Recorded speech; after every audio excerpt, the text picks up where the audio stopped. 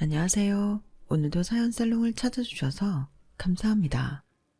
제주에 살고 있는 30대 여성입니다.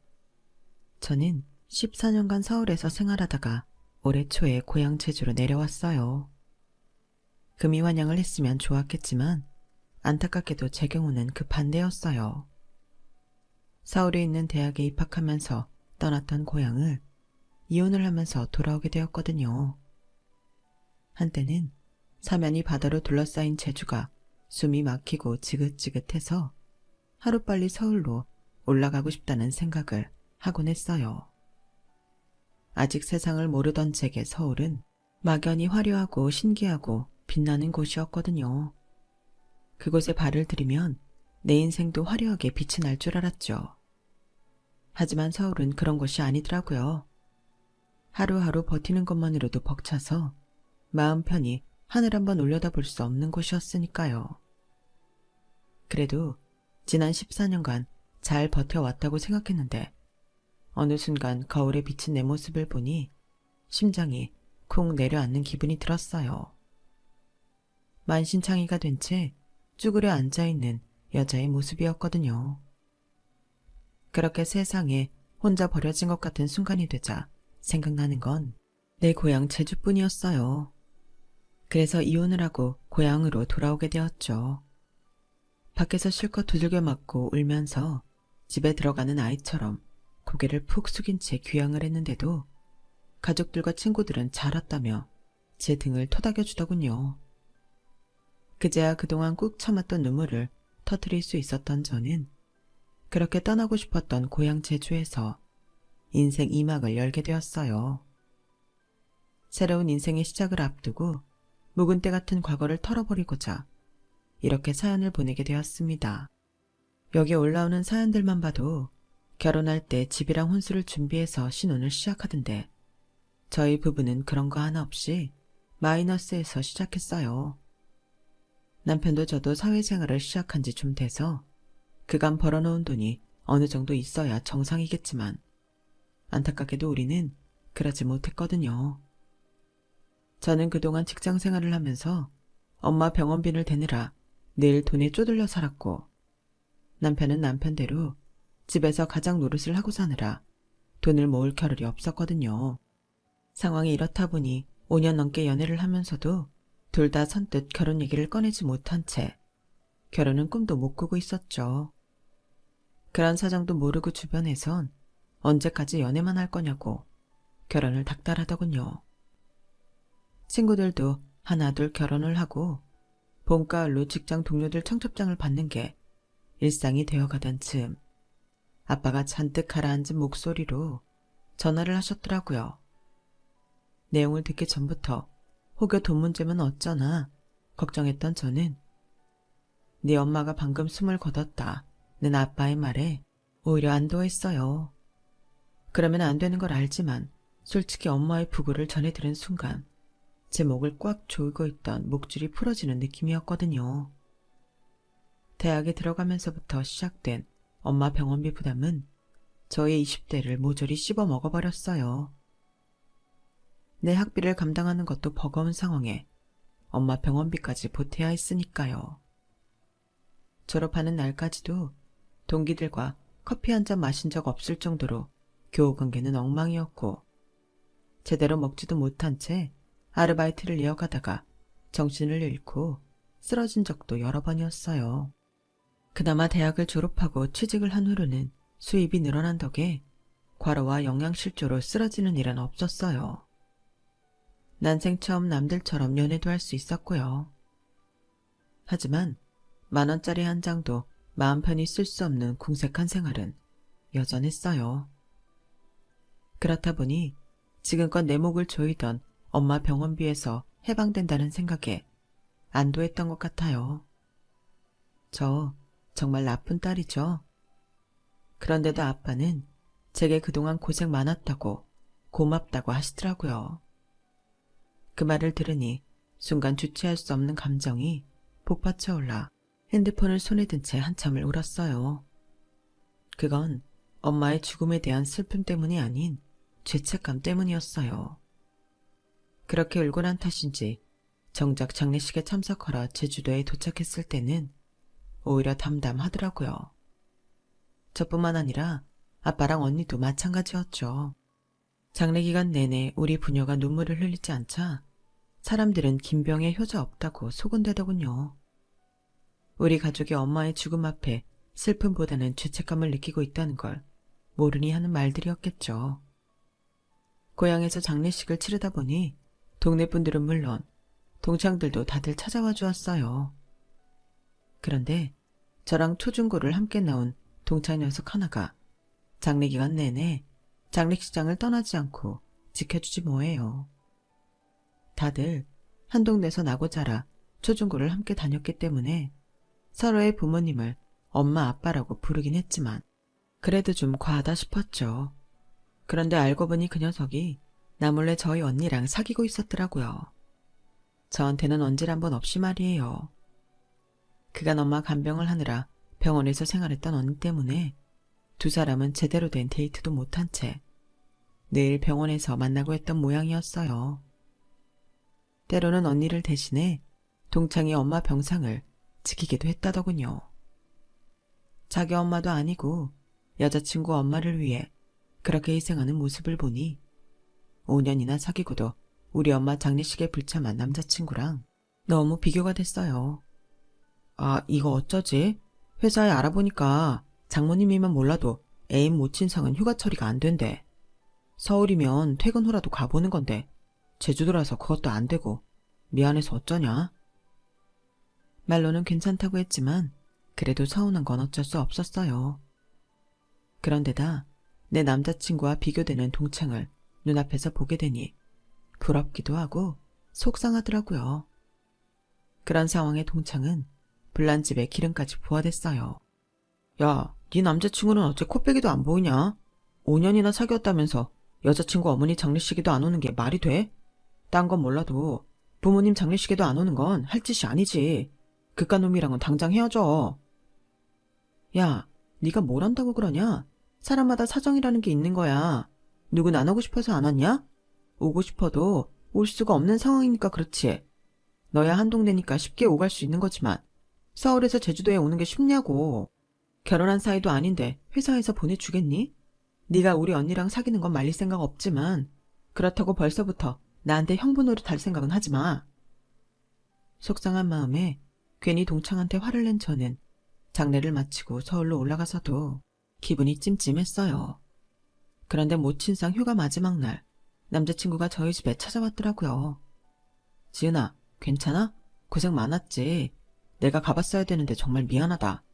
생각 같아선 무단 결근이라도 하고 가고 싶었지만 너도 알다시피 내 처지가 그럴 수 있는 상황이 아니잖아. 내가 살면서 후회를 해본 적은 별로 없는데 이번만큼은 정말 후회가 되더라. 진작 너랑 결혼을 했다면 사위 자격으로 장례식에 참석할 수 있었을 테니까. 그럼 네 곁을 지켜줄 수 있었을 거 아니야. 그래서 말인데 지은아, 우리 결혼하자. 뭐? 자기 제정신이야? 나 어제까지 엄마 장례 치르고 오늘 집에 왔어. 그런데 이런 상황에 프로포즈를 한다는 게 말이 돼? 사람이 어쩜 이렇게 무신경해? 나도 알아. 이런 말할 상황 아니라는 거. 하지만 여기서 더 뜸들이다간 그 사이 아버님이라도 잘못되시면 그때도 난 회사에 할 말이 없어. 네가 힘들 때 곁에 있어줄 구실이 없는 거라고. 이번에 내가 얼마나 무력감을 느꼈는지 아니? 너 그렇게 혼자 제주도로 보내놓고 내 자신이 너무 한심해서 잠도 못 잤다고. 그러니까 우리 결혼하자. 내가 가진 게 없어서 널 고생 안 시킨다는 약속은 할 수 없지만 적어도 네가 힘들 때 널 혼자 두지는 않을게. 약속해. 뜬금없는 프로포즈였지만 남자친구의 진심이 담겨 있었기에 거절할 수가 없었어요. 둘 다 가진 게 너무 없던 터라 마이너스 통장을 만들어 결혼 준비를 해야 했어요. 신혼집도 제가 살던 원룸에서 시작하게 되었죠. 다행히 저희 고향분들한테서 축의금이 많이 들어와서 예식장비랑 혼수비로 쓴 돈은 어느 정도 메꿀 수 있었어요. 하지만 여전히 마이너스 상태라서 신혼여행은 나중에 여유가 생기면 가기로 하고 미뤄두었죠. 그런데 결혼해본 분들은 다들 아시겠지만 한번 나중에 하자고 미뤄두었던 건 그 나중이 되어도 안 하게 되잖아요. 저희 부부도 그랬어요. 어느 정도 여유가 생겼음에도 그때는 또 그때대로 못 가게 되는 상황이 만들어지더라고요. 결국 이혼하는 그날까지도 신혼여행은 못 가고 말았죠. 결혼하고 1년간은 빚을 갚느라 정신없이 보냈어요. 둘이 벌면 반년 안에 다 갚을 수 있을 것 같았던 빚이었지만 매달 생각지도 못한 지출이 생기면서 상환 날짜는 점점 길어지게 되었어요. 그렇게 된 결정적 이유는 바로 시댁 때문이었죠. 자기야, 지난달에 카드를 얼마나 쓴 거야? 현금 서비스도 받았던데 뭐 하느라 받은 거야? 아, 그거 아빠 치과 치료비 때문에 쓴 거야. 다음 달에는 나올 줄 알았는데 이번 달에 나왔구나. 저번에 보니까 아빠 이가 안 좋으셔서 제대로 식사를 못 하시더라고. 그래서 임플란트 해드렸지. 2개는 정부 지원이 돼서 나머지 2개만 제 돈 내고 했지 뭐. 그래도 그게 어디야. 반값에 한 셈인데.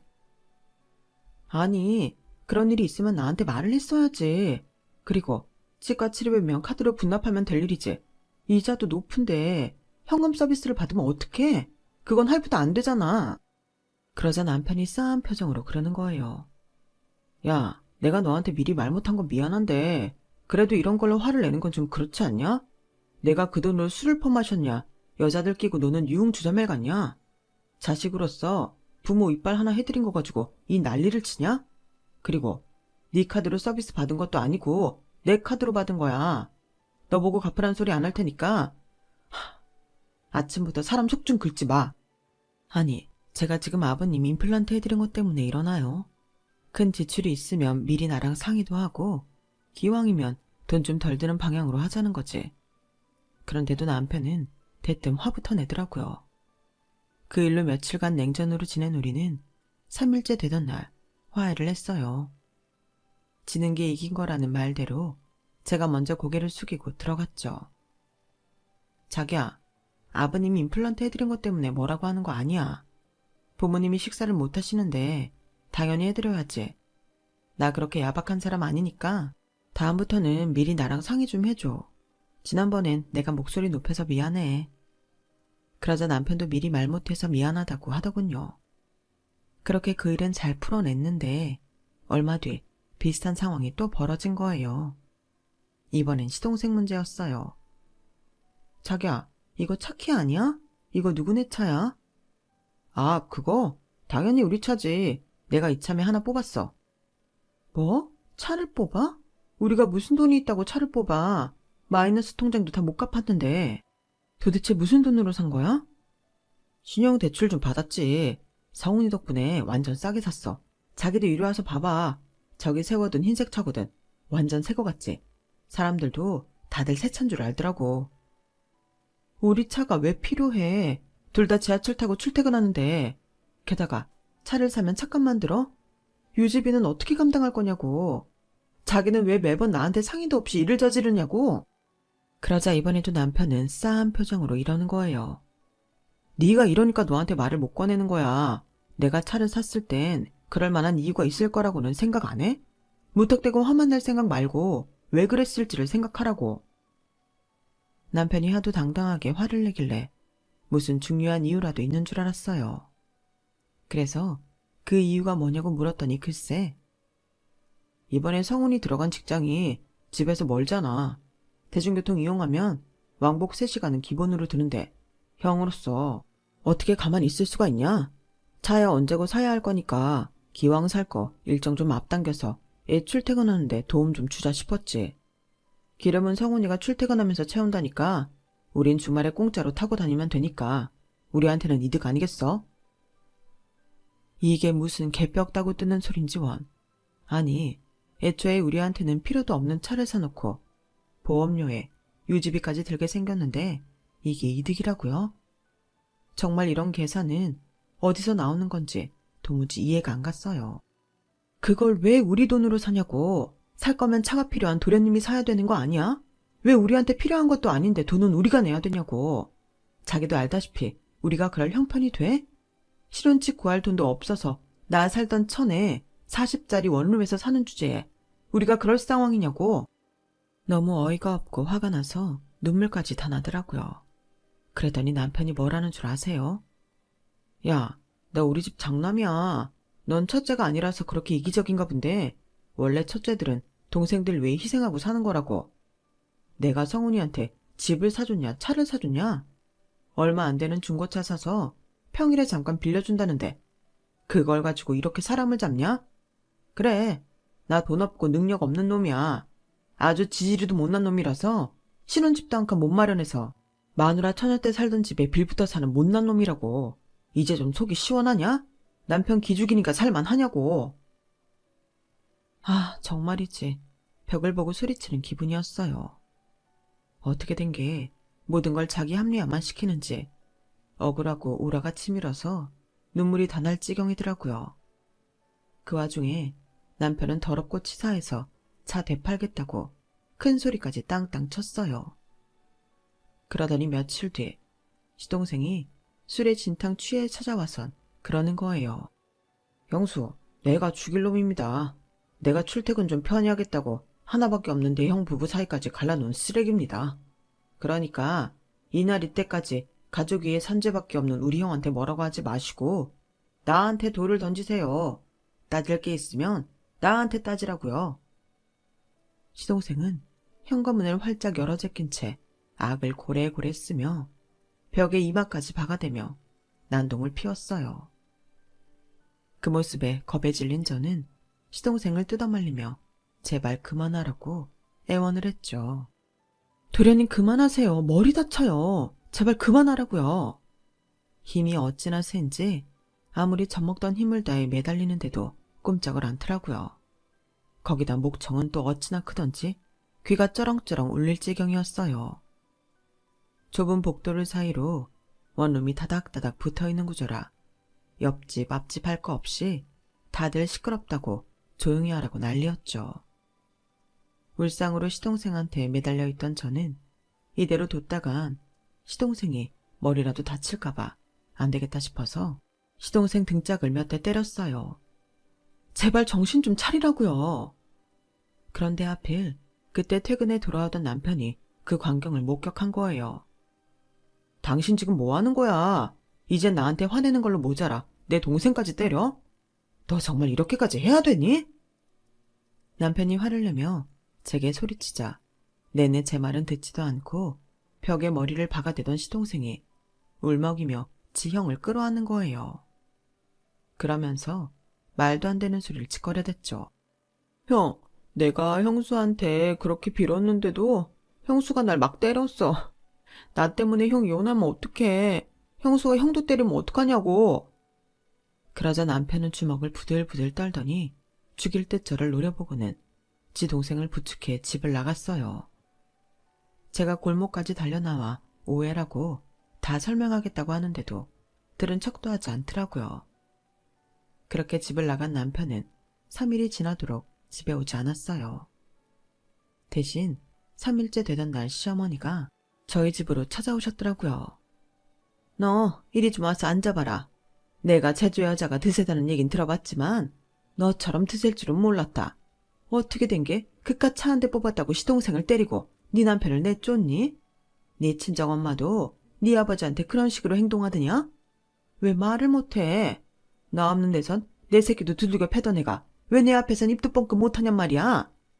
내가 우리 작은 애가 너한테 맞았다는 얘기를 듣고 기가 막히고 억장이 무너져서 그날 밤새 끙끙 앓으면서 울다 잠들었다. 어떻게 할래?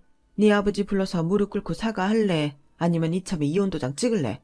어서 말 못해? 어머님, 그날 일은 정말 오해예요. 제가 왜 도련님을 때리겠어요?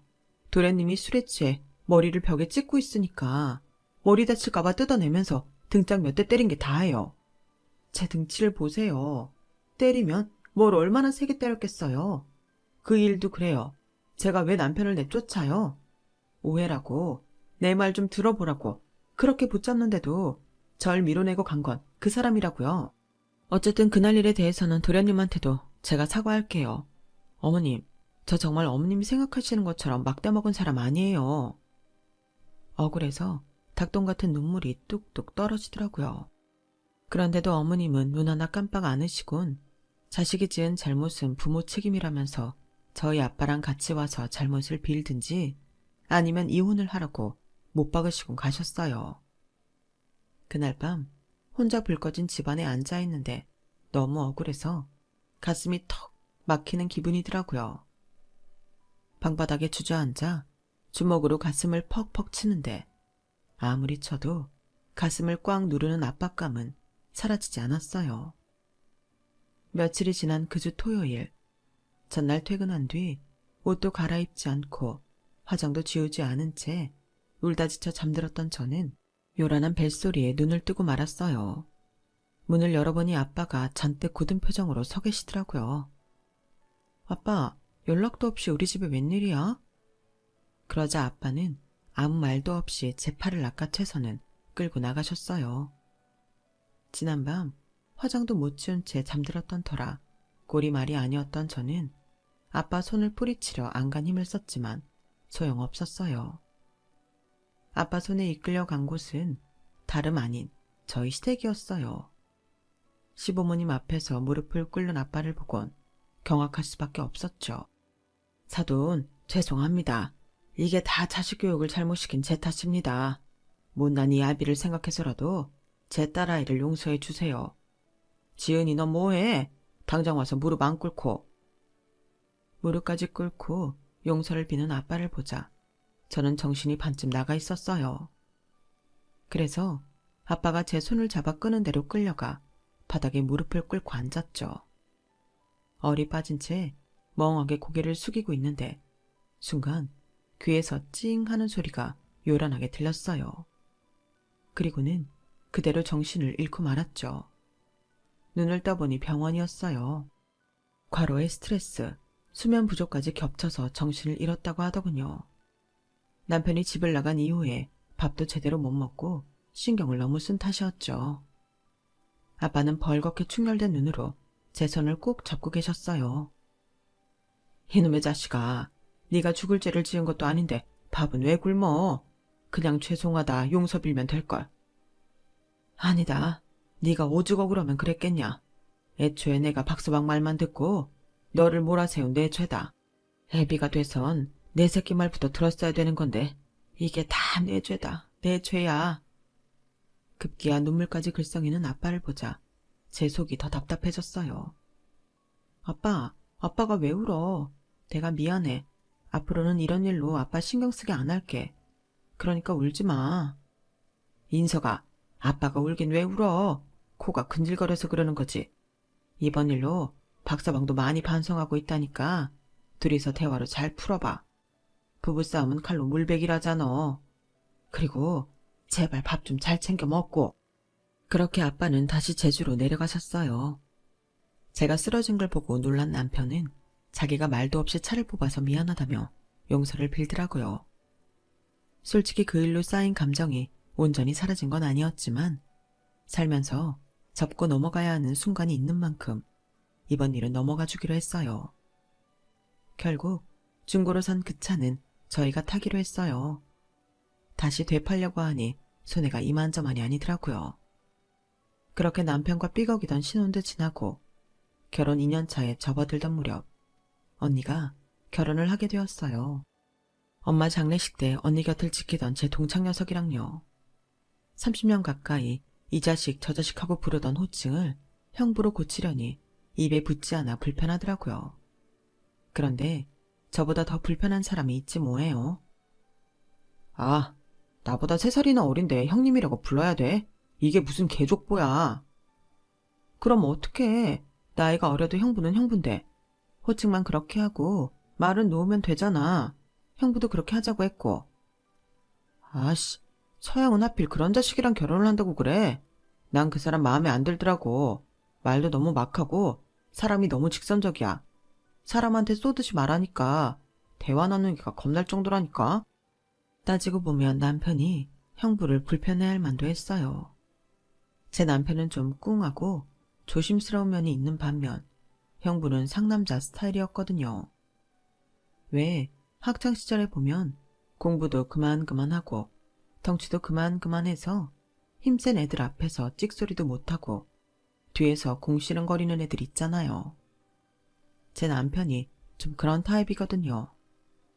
반면에 형부는 주먹 깨나 쓰면서 애들을 몰고 다니는 골목대장 스타일이었어요. 자기보다 약한 애들은 건드리지 않는 나름 의로운 스타일이랄까요. 암튼 성향이 달라도 너무 다르다 보니 둘 사이는 물과 기름이나 다름없었죠. 거기다 나이와는 달리 촌수가 꼬이다 보니 관계가 참 애매하게 되어버렸죠. 형부네 집안은 예전부터 귤농사를 지어왔어요.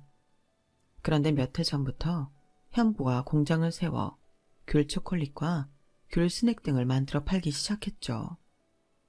처음에는 매출이 나지 않아서 고전을 면치 못했는데 건강식을 찾는 사람들이 많이 늘면서 기름에 튀기지 않은 귤 스낵 판매량이 많이 늘었더라고요. 덕분에 지금은 제주 전역에 매장을 4개나 가지고 있어요.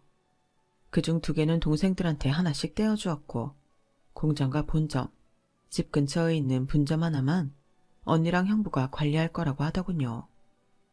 20살 때만 해도 대학도 안 가고 귤농사를 짓는다고 해서 동창들이 걱정을 많이 했었는데 10여 년이 지난 지금에 와서는 오히려 서울로 갔던 동창들이 형부를 부러워하게 됐어요. 우직하게 한우물을 파더니 내 고향에서 보란듯이 성공을 했으니까요.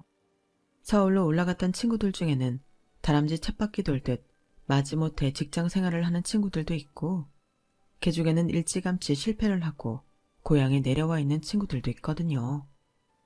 굳이 나누자면 저는 전자에 속하는 부류였어요. 내가 원하던 인생은 이런 게 아닌데 서울에 정착해 결혼까지 하다 보니 어떻게든 버텨야 하는 상황이니까요. 형부는 신혼집으로 45평짜리 아파트를 마련했더라고요. 언니는 그 큰 집에 혼수 채우느라 허리가 휜다고 앓는 소리를 했지만 저는 그마저도 부럽더라고요. 2년 먼저 결혼한 우리는 여전히 월세 원룸에서 살고 있었으니까요. 결혼식 첫날 우리 부부가 서울에서 왔다고 회를 잔뜩 떠온 형부는 술이 한 잔 들어가자 제 남편한테 집 얘기를 꺼냈어요. 동서, 언제까지 그 쬐깐한 집에서 살 생각입니까? 결혼한 지가 언젠데 원룸은 너무 심하잖아요. 거참, 제주도에 아파트 하나 가지고 있다고 그러나 본데 서울 집값이 얼마나 비싼 줄 알아요? 여기서 아파트 살 돈으론 서울에서 전셋집도 못 구한다고요. 뭘 알고나 말을 하지? 안 그래도 재력에 있는 형부한테 자격지심을 느끼던 남편은 집 얘기가 나오자 불편한 심기를 감추지 않았어요. 그리고 그건 형부도 마찬가지였죠. 아니, 서울 집값 비싼 거 누가 모릅니까? 근데 지금 사는 그 집, 처제가 결혼 전부터 살던 집 아닙니까? 남자가 돼서 여자가 마련한 집에 얹혀 사는 거 창피한 거 아니냐고요. 난 그 말을 하는 겁니다. 우리 지은이 제주에 살 때만 해도 우리 동창 중에서는 제일 잘 나가던 여성입니다. 공부도 잘했고 성격도 좋고 얼굴도 예뻐서 좋아하는 남자애들도 엄청 많았다고요. 그뿐입니까? 엄마 병원비 대느라 10년 다 돼가는 시간 동안 먹을 거 제대로 못 먹고 입을 거 제대로 못 입고 산 착한 애라고요. 요즘 세상에 저런 애 또 없어요. 그래서 난요, 다른 사람은 몰라도 지은이만큼은 고생 않고 잘 살기를 바랬어요. 형부라서 하는 말이 아니라 동창으로서, 아니 친구로서 하는 말입니다. 안 그래도 형부에 대해 감정이 안 좋았던 남편은 형부가 자신의 아킬레스건까지 건들자 슬슬 말이 거칠어지기 시작했어요. 참, 누가 보면 지은이가 자기 부인인 줄 알겠네. 처형, 이거 가만두고 봐도 되는 겁니까? 명색이 형부란 사람이 처제한테 껄떡대는데 그냥 두고 볼 거냐고요. 아무리 가방끈이 짧아도 그렇지 니 거 내 거도 구분 못합니까? 결혼식 하루 앞둔 마당에 커밍아웃이라도 하겠다는 거예요. 뭐예요? 당신 일어나. 나 도저히 기분 나빠서 더는 여기 못 앉아 있겠으니까 일어나자고. 사람이 말이야, 기껏 바쁜 시간 내서 여기까지 와줬더니 남의 마누라한테 뭐 하는 짓이야? 이래서 총것들하고는 대화가 안 통한다니까. 총것이라는 말에 형부는 술잔을 탁 내려놓았어요. 뭐요? 총것? 지금 말 다 했습니까? 다 했다 왜? 누가 먼저 시비를 걸었는데? 그러자 잠자코 앉아 계시던 아빠가 형부를 불렀어요. 종수야, 너 지금 뭐 하는 짓이냐? 아무리 네가 손윗사람이라고는 해도 박서방이 연장자인데 함부로 굴면 안 되지. 네가 먼저 사과해. 아버지, 아니 장인어른, 이건 나이하고 상관없는 얘기잖아요. 인서가, 내가 뭐라 그랬냐? 말이란 게 아다르고 어다르다고 했지. 네가 아무리 좋은 뜻으로 한 말이라도 상대방이 듣기 불쾌하면 사과하는 게 맞아. 그러니 얼른 사과해. 결국 형부가 먼저 사과를 하면서 그날 말다툼은 정리가 되었어요. 그런데 그 일이 문내 괘씸했던지 남편은 다음날 축의금을 낼 때 애초 내기로 했던 금액보다 절반가량을 적게 냈더라고요. 평소 명절이나 저희 아빠 생신 때도 멀다는 이유로 찾아오지도 않던 남편인데 언니 결혼식 축의금마저도 얌생이처럼 얄밉게 구니 저로서는 기분이 상할 수밖에 없었어요. 가만 보면 남편은 자기 집 일이라면 집에서 키우는 애완견 생일까지 챙기면서 제 친정 일에는 너무도 무심했거든요. 아빠가 저 결혼할 때 해준 게 없으셔서 사위한테 큰 소리를 못 하시니까 남편이 그걸 알고 더 저희 집을 우습게 아는 것 같더라고요. 언니 곁에 있으면서 쭉 그걸 봐온 형부는 그래서 더 제 남편을 갈궜던 거고요. 아무튼 남편한테는 처가가 멀다는 이유 말고도 상종하기 싫은 동서 핑계까지 생겨서 제 친정을 더 기피할 이유가 생긴 셈이었어요. 그렇게 2년이 지나는 동안 남편은 제주도에는 발도 들이지 않았어요. 발만 안 들인 게 아니라 명절은 물론 저희 아빠 생신도 저보고 알아서 하라는 식이었죠.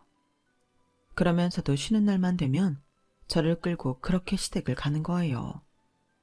결혼 초부터 몇 번의 시끄러운 일 때문에 제가 시댁에 책 잡혀 있는 걸 이용해서 말이죠. 그래서 이번엔 어떻게든 남편을 끌고 아빠 생신에 참석하려고 했는데 이번에도 역시 이러는 거예요. 제주도까지 언제 가냐?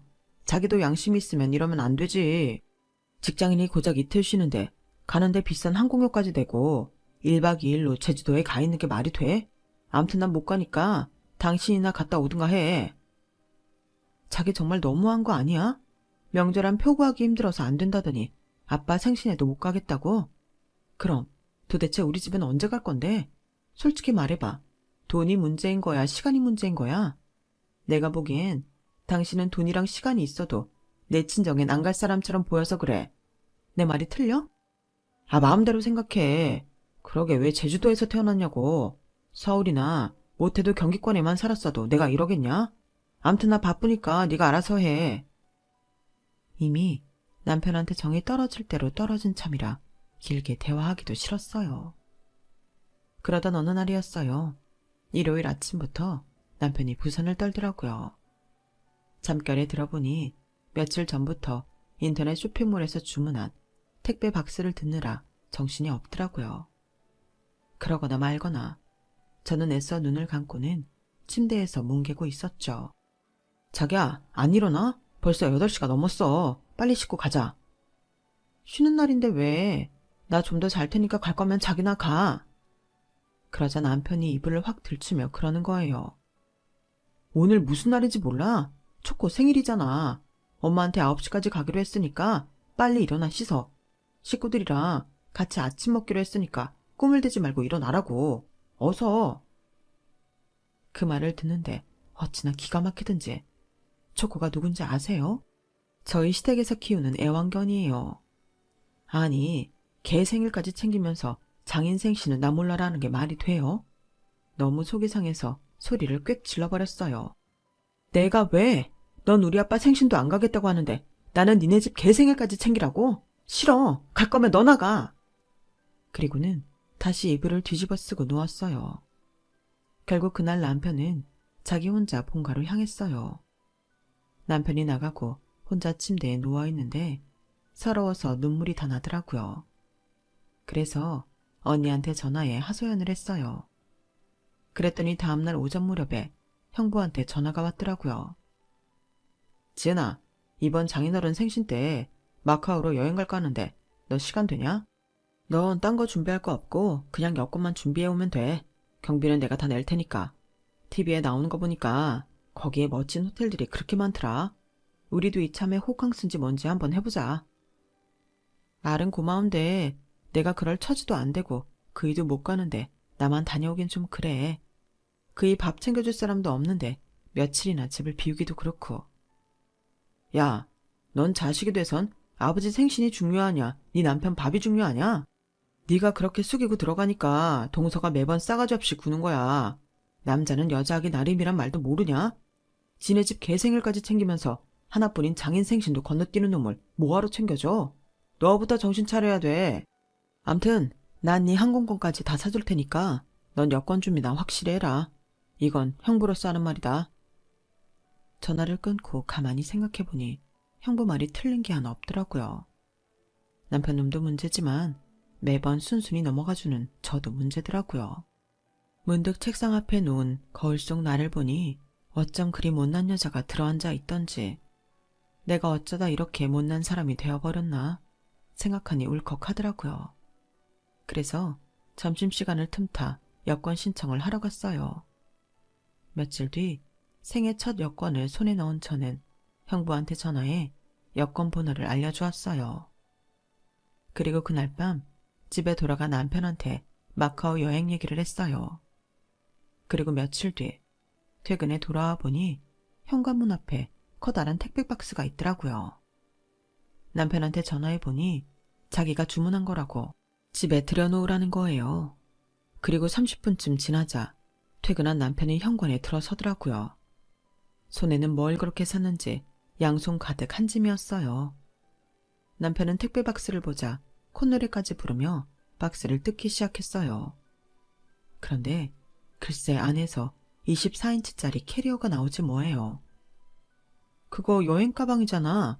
당신 그건 뭐 하려고 샀어? 이 사람이 여행 가방을 뭐 하러 사겠어. 마카오 갈 때 쓰려고 샀지. 맞다. 나 여권도 신청했어. 특급으로 신청해서 내일이면 나올 거래.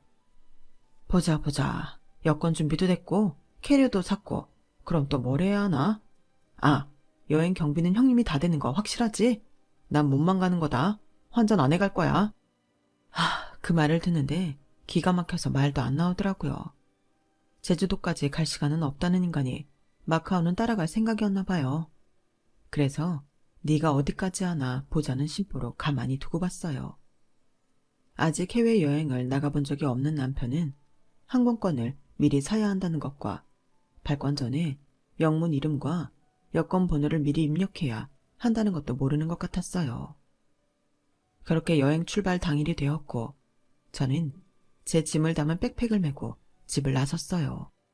그랬더니 남편도 득달같이 따라 나오더라고요. 24인치 캐리어를 끌고는 선글라스까지 낀 채로요. 공항에 도착해보니 아빠랑 언니 내외가 벌써 와 있더라고요. 멀어서 제주도도 못 가겠다는 남편이 제일 신나서 달려가자 식구들은 다들 입을 쩍 벌린 채 황당한 표정으로 제 남편을 쳐다보았어요. 남편은 눈밭을 달리는 개처럼 잔뜩 신이 나서는 오두방정을 떨더라고요. 그리고 드디어 해당 항공사 부스에서 짐을 붙이는데 남편이 자기 캐리어를 내밀자 형부가 손으로 막았어요. 뭐 하세요? 그걸 왜? 아니 왜긴 내 짐도 붙여야지. 아 그러니까 왜 우리 여행 가는데 동서짐을 붙이냐고요. 처자한테 들어보니 시간이 없어서 장인어른 생신에 못 온다고 했다면서요. 그래서 동서항공권은 예매 안 했어요. 난 또 어디 출장이나 가나보다 했죠. 그러자 남편 얼굴이 붉어지더니 소리를 꽥 치려는 거예요. 이 사람이 진짜 사람 가지고 장난해? 가족여행 간다고 그래서 기껏 여권까지 발급받았더니 뭐가 어쩌고 어째? 나도 엄연히 이 집 사위인데 가족여행에 나만 빼고 가는 게 말이 되냐고. 아, 이제 보니 나 엿먹이려고 일부러 그런 거구나. 진짜 뭐 이런 인간이 다 있냐? 여보, 당신도 짐 다시 빼. 잘난 큰 사위가 우린 안 데려간다니까 뭐 어쩌겠어. 우리가 안 가는 수밖에. 그러니까 당신 짐 다시 달라 그러라고. 내가 왜 그래야 되는데? 난 항공권도 있고 짐도 다 붙였고 회사에 월차까지 다 내놨어. 못 갈 이유가 없다고. 아직도 상황 파악이 안 돼? 이 여행에 못 가는 건 당신뿐이라고. 애초에 자긴 우리 아빠 생신 챙길 마음도 없었잖아. 그래놓곤 공짜 해외여행이니까 갑자기 사위 노릇할 생각이 들기 시작했어? 근데 어쩌나 우리 식구들은 자기를 받아줄 생각이 없는데. 그러니까 당신이나 곱게 가방 챙겨서 집으로 돌아가. 아, 그리고 내가 나올 때 식탁 위에 이혼 서류 올려놨어. 내 거는 다 채워놨으니까 나 여행에서 돌아올 때까지 당신 부분 다 채워놔. 나 여행 갔다 와서 제출할 거니까. 제 말에 남편은 눈이 동그래졌어요. 누구 맘대로 이혼이야. 난 이혼할 생각 없어. 그건 네 마음이고요. 내 마음은 이미 비행기 타고 떠난 지 오래야. 그러게, 있을 때 잘하지. 왜 비행기 떠난 다음에 손을 흔들어? 아, 기왕 혼자 집에 가는 김에 당신 짐도 싸놓는 게 좋겠다. 그 집 내 거잖아. 그리고 그간 우리 공동 생활비에서 니네 집으로 들어간 돈도 잘 계산해 두는 게 좋을 거야. 니네 아빠 임플란트 했던 돈이랑 니 멋대로 산 차, 니네 집 개 생일 선물 샀던 것까지 깔끔하게 뽑아놔. 갔다 와서 내가 정리한 거랑 오차가 생길 시엔 변호사 사무실로 직행할 생각이니까. 돈 많은 형부가 내 이혼을 쌍수 들고 환영하는 의미에서 이혼 전문 변호사 구해주기로 했거든. 우린 미리 주문한 면세품 받아가야 돼서 이만 가볼게. 그럼 조심히 들어가. 그렇게 우리는 제 남편만 공항에 남겨놓은 채 마카오로 날아갔어요. 여행에서 돌아온 뒤 이혼 소송을 시작했고, 소송이 무사히 끝나자 저는 회사에 사표를 내고 고향 제주도로 내려왔어요. 한때는 그렇게 도망치고 싶었던 곳이었는데 다시 돌아와 보니 내 고향만한 곳이 없더라고요. 현재 저는 원룸 보증금과 퇴직금을 합해 디저트 카페를 오픈하려고 준비 중이에요. 학원에 다니면서 바리스타 과정도 이수했고, 형부 도움받아 제주 감귤을 이용한 디저트도 개발해 놓은 상태예요. 대학 시절 엄마 병원비를 벌기 위해 숱하게 해왔던 카페 아르바이트 경험을 이번에 알차게 써먹게 될 줄 누가 알았겠어요. 이제 제가 해야 할 건 나의 인생 2막을 힘차게 시작하는 것 뿐이에요.